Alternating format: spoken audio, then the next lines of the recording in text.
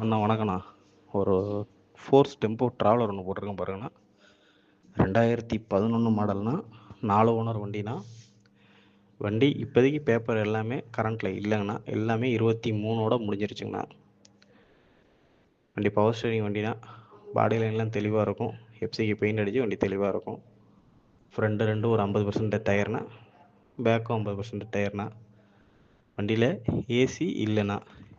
ஏசிக்காண்ட outlet மட்டும் இருக்குது, AC இல்லை.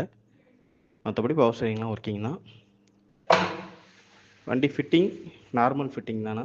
டிவி இல்லை வண்டியில், டிவி செட்டு கிடையாது. மற்றபடி நார்மல் ஃபிட்டிங் எல்லாமே இருக்குண்ணா. சீட்டெல்லாம் புஷ் பேக் சீட்டு தானா.